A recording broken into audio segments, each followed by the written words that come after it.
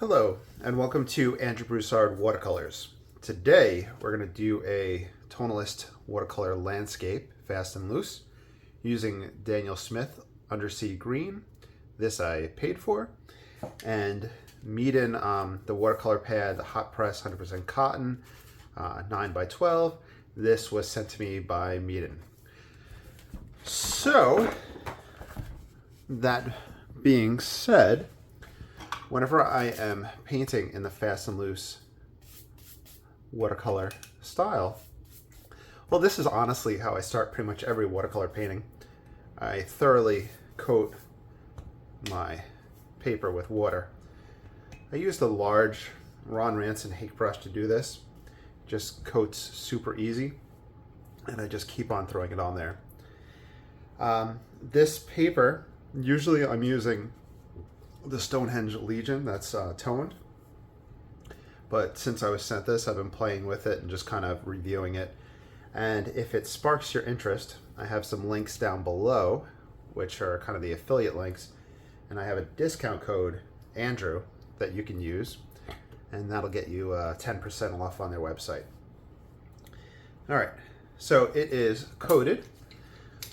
Whenever I put out the pigment for fast and loose stuff, I don't think I've ever used this one before, so this will be a first time experimenting with the Undersea Green. You're going to wind up using more paint than you're used to, since you're using just one paint and you're going straight from the tube. You might want to start out with something that's on the cheaper side of things.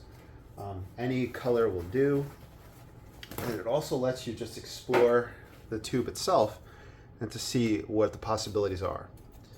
It doesn't really get hung up with experimenting with different colors. You're really just looking at textures and you're looking at tonal values. So without further ado, let's kind of start getting into it, and I'll talk about the composition. So I've been doing a lot of oil painting the past few weeks and acrylic painting. And I really like tonalism, and I really wanted to expand my kind of compositions. And I was looking at a composition from John Francis Murphy, an American tonalist landscape painter in the 1800s. I think he lived into the first quarter of the 1900s. It's a pretty basic composition, and I've seen it before in Claude Lorraine and all these other ones, where it's just a kind of mass of trees coming out. We're having a few of these trees over a background, over the sky, and then we're having some shadows play out. But I felt like I was getting into a rut of the same shape over and over again, so I really just wanted to start adding different things to my compositional, I guess, vocabulary. Anywho, that being said, with this approach, I just feed pigment in.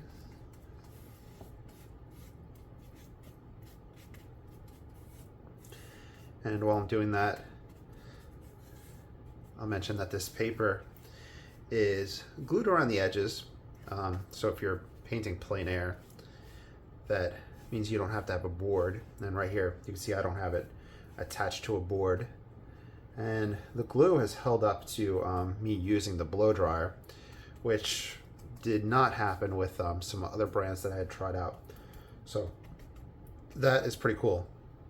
There is some buckling, so you see those streams coming down right there, which I don't like, but it does dry flat. Now, I kind of tone in the sky, and then I'll wipe back with the paper towel.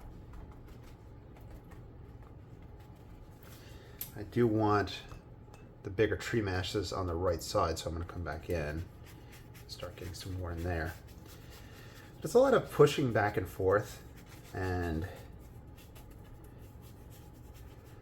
just looking for what you like. With oil painting, they'll mix in like oil, or in my case I use the Neo McGilp. I'm experimenting with that to kind of really thin it out and make it a little bit soupy, and it lets me wipe back and forth onto the canvas. Here with watercolor, we don't need any sort of medium with that. We already have it soupy, and we can wipe back and forth in that case. And if you feel like you lift up too much, you can go back in. The Undersea green, I looked at the tube real quick before I started the video. I believe it's ultramarine, quinacridone gold, and what's the third one? Nickel yellow. So I'm curious to see if we get some settling out. I do see a little bit of the blue wanting to form there, ultramarine. And ultramarine is kind of granulating, so that'll be interesting.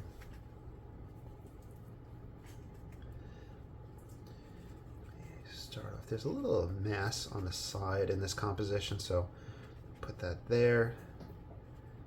I don't want such a stark difference between that and the background. Let's see if we get some fade.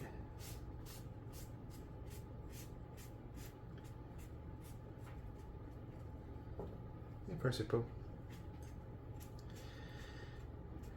It's Friday. Me and Percy Poo just took a nap after helping out at summer school. Now she's trying to get over onto the table. Okay. Picking up some excess water down along the edge with that paper towel. And let's see.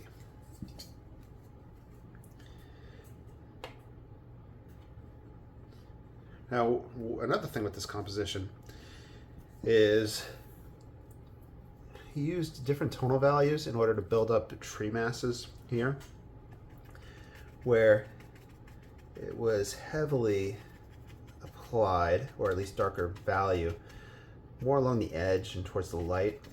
And then when you went closer in the picture plane and to the right, the tree masses were lighter. So when I did it in oil last night, I used a paper towel to lift into those spots. I'm going to use the same logic here. Okay. But like I said, it'll be a little bit back and forth, searching for what I'm looking for, and using that paper towel to lift.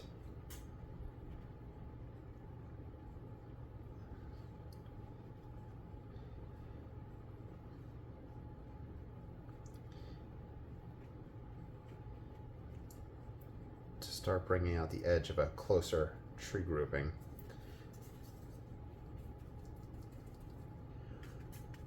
This will really let us explore the values that take place between the two, how dark we can get it and how light we can get it. I like the way this started to dry right there. Looks really nice.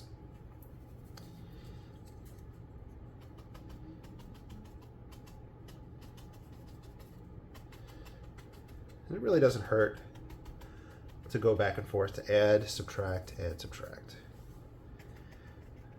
There is a tree line that comes out here. We're going to have our tree trunks in a bit, but I'm really not going to want to mess with it just yet. I will grab some water on the edge of the hake. See if I can feed in and get an effect similar to up there. Just have it prepared for whenever I put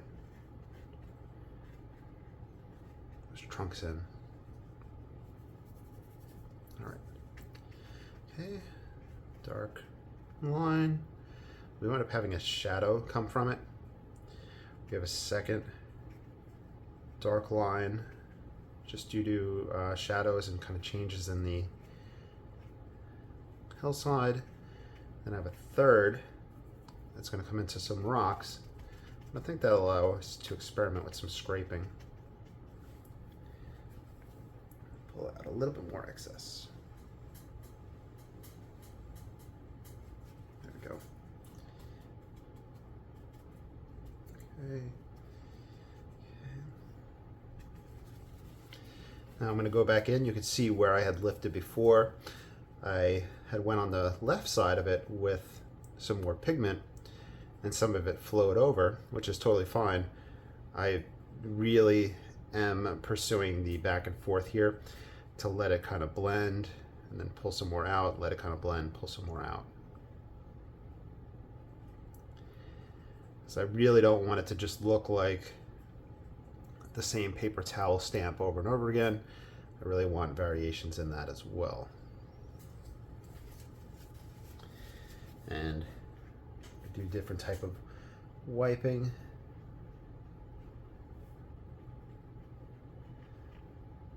So we have the darker tree line that I talked about. That's going to be the base of it. And I also don't want my line to be perfect. If you kind of have those perfect straight lines there, that's what kind of really detracts from a painting and makes it feel less natural. So changing the shape of that line up helps. But also, if you read compositional stuff or people talk about compositions, they'll say that that breaking up of that line helps slow the eye as you move from left to right, as opposed to the viewer just going right off the page.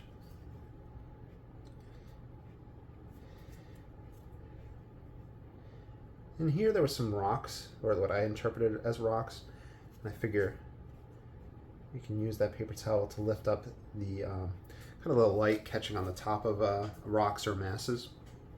We'll actually use that same logic here. Usually I scrape in that regard, but we might scrape in a bit. Grabbing some stronger pigment on the shadow side.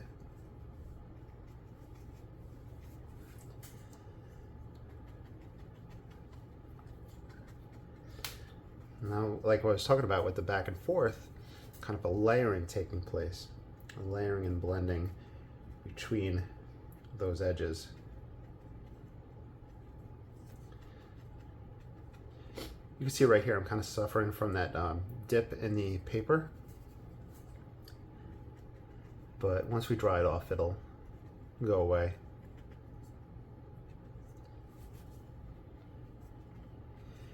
Now some people will paint on an angle.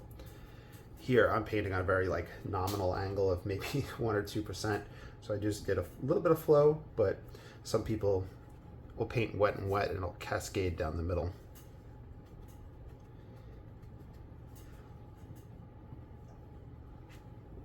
I've seen a setup from Herman Peckel of a demo that he was doing. I think he was using like full sheets or half sheets, and there's maybe just one clip, and his was kind of like all over the place. I don't know how he was able to handle that, but he is an absolute master of watercolor. Okay, I think I want to leave it like that.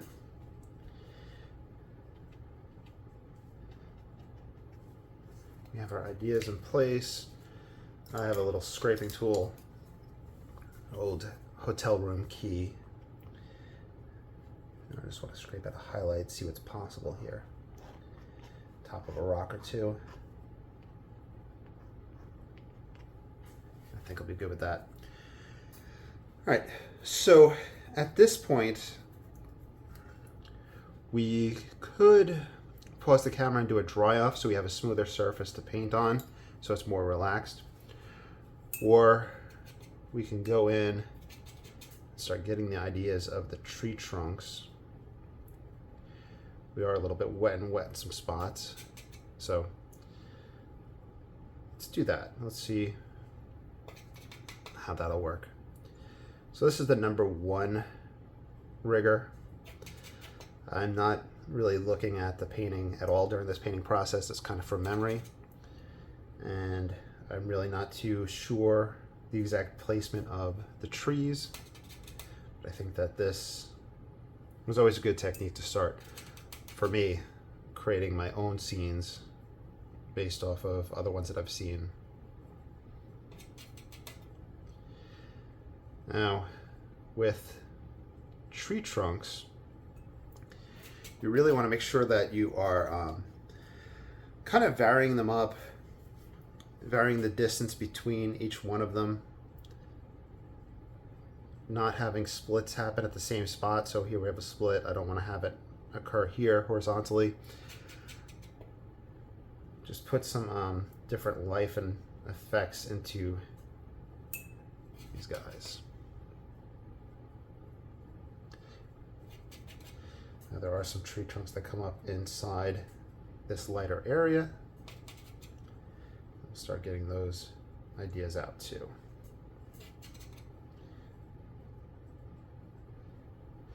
The Undersea green is very pretty though. I just gotta make note of that.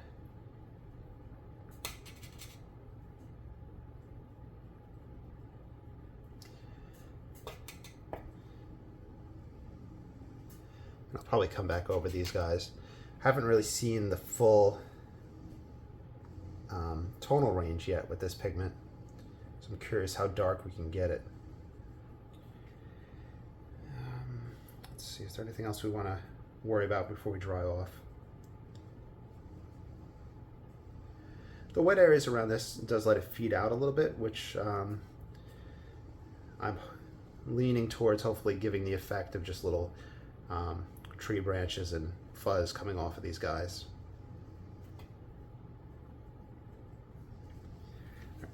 Okay, let's pause. We're going to dry off. We're going to see how it shifts tonally, meaning as the water gets removed from it, usually watercolor will lighten up.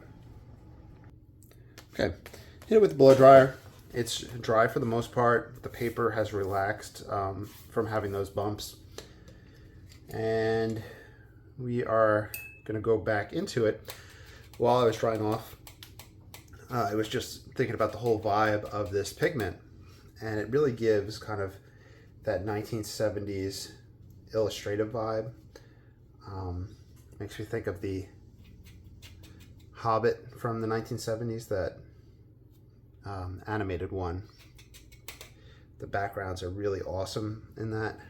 So if you ever get a chance, if you haven't seen it, look it up and check it out. I'm just going to use the number 1 to darken these guys up.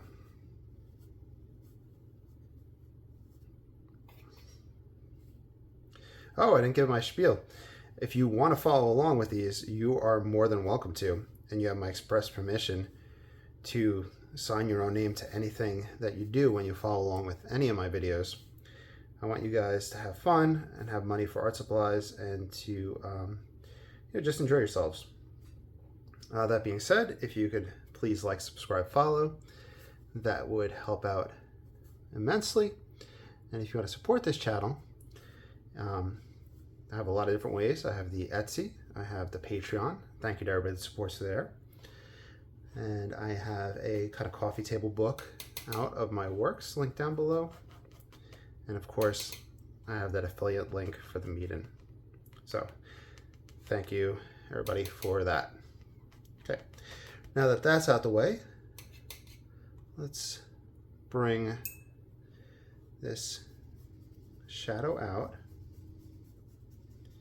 Started darkening up this edge. We can put little grass, just get the effects out there.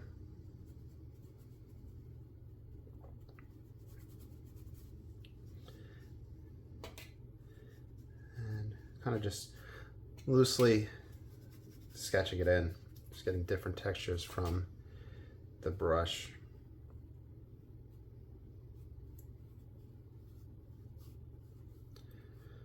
A little idea of something coming up and weaving in and out of foliage.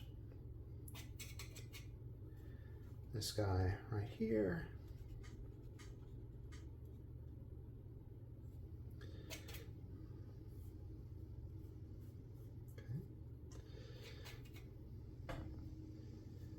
I don't usually pass over pre-existing tree trunks and branches, but I'm just looking to see how dark we can get tonality wise with this paint.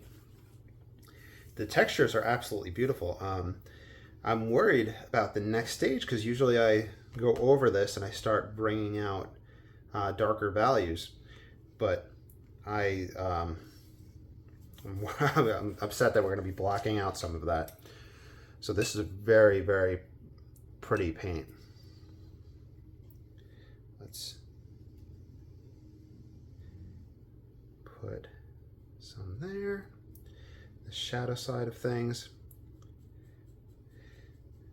Now, in general, you'll hear that the shadows will have less texture in them, less light, harder to see, so harder to differentiate. So I'm just using that in my mind as justification for covering up some of this beautiful stuff. Now, if I recall, there's shadow that comes out here, but I want to make sure it's just not a straight line. Once again, using the logic of undulating, kind of moving it along, up and down, and getting a variety there, so it's just not a straight line. And I'll come in here for a little change in the plane of the grass. So maybe it's coming up a little bit. So the tone would change a little bit, would catch less light. Okay. Let's see where we're at. Okay. I'm gonna grab straight from the tube, the same Hake brush. It still has some moisture on it from earlier, but I'm really not adding any water to it. In fact, if you need to remove water, you could pinch around the base with a paper towel. And if you add water, add like literally just the corner, just a little dip into the water, just to get a little bit there. We're going to use this guy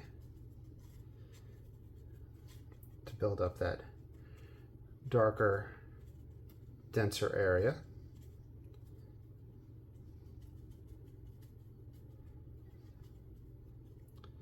Dancing it around.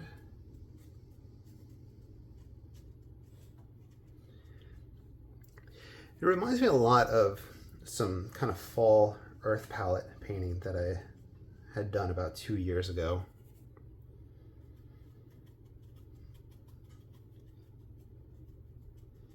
Which would have ultramarine in it and have that granulation. Okay, building it up there.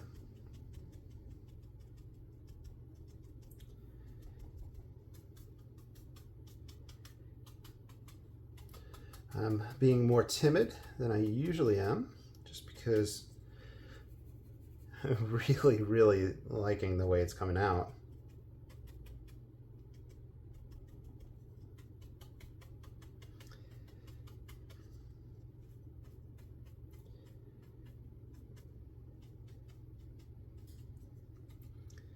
Okay.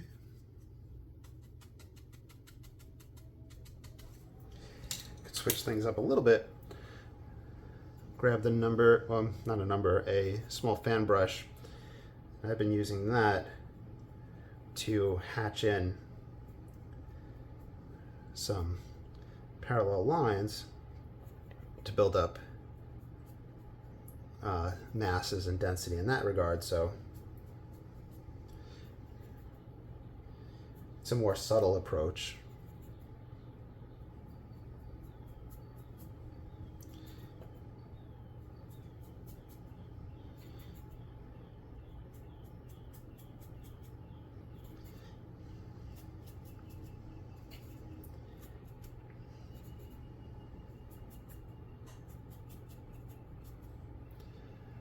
Okay.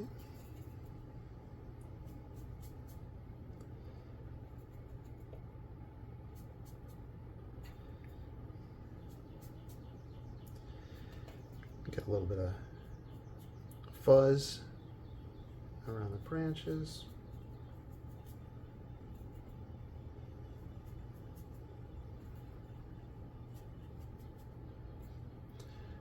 More water.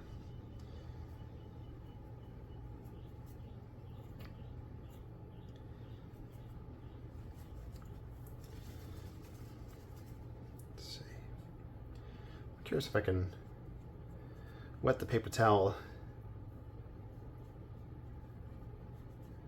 just some in here. Yeah, there we go. Just a light scrubbing. Just felt a little too bold.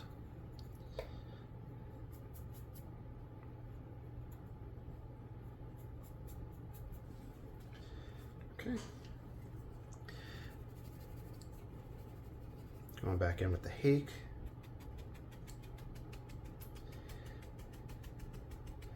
I'll bring it darker in this area so it brings it closer.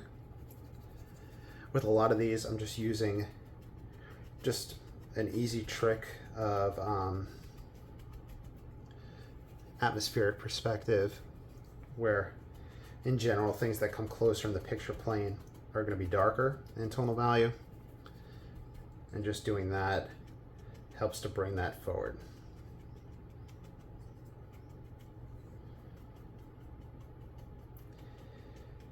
Varying it up from dots to dashes.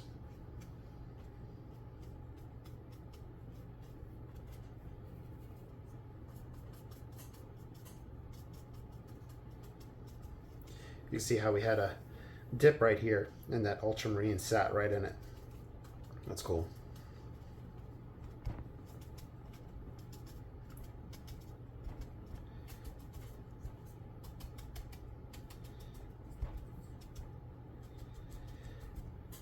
Okay. Curious how much I can kind of scrub in of the background. That little tree object right here, just a little mass. There we go.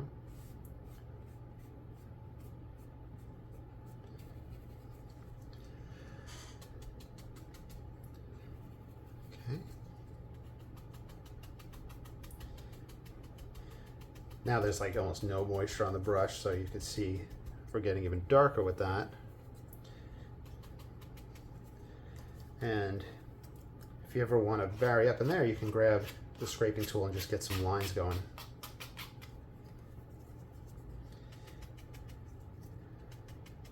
With oil painting, I've seen the Tonalist take a paper towel and use it to a similar effect, kind of whipping the paper with the paper towel.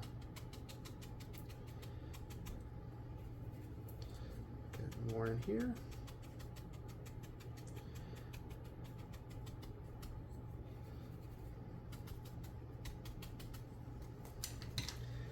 Let's see. I'm going to pause for a quick dry off so we can see where we're at. All right. I'm going to do one last pass around with the number 1 and see what I want to accentuate. There's other branches I want to put in, and how I just want to explore. What's up, Hammy? Or is that Haynes?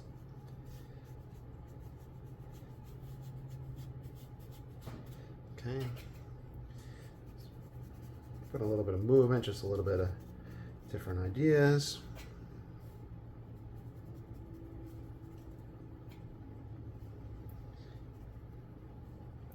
That's something I noticed in a sketch with Claude Lorraine, is that he would kind of put these little masses throughout for little clumps of grass. I don't know if it was just an easy placeholder or an easy kind of stroke for him to make,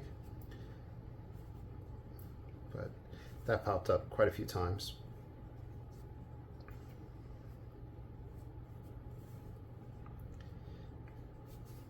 Okay. There's even one that comes back here. That'd be interesting.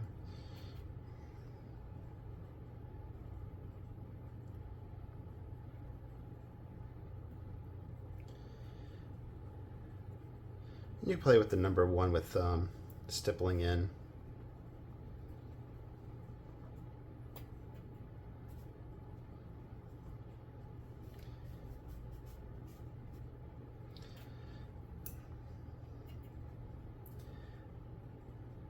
These ones were dark in value, these very close guys.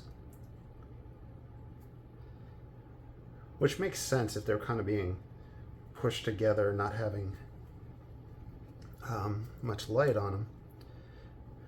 But this mask was definitely darker in the picture, in the painting. I'm gonna grab a little bit more in the hake. I'm gonna kind of put a little dark here just to stop the eye. Wrap up a few spots. And we'll dry off and sign it. So I will go probably silent for the rest of the video. It'll probably only be a minute left. So I hope you enjoyed. Please like, subscribe, follow, and thanks for watching. I hope you all have a great day. And whenever you paint something, if you want to share it with me, I have links to the social media and stuff down below. So I'd love to see what you do.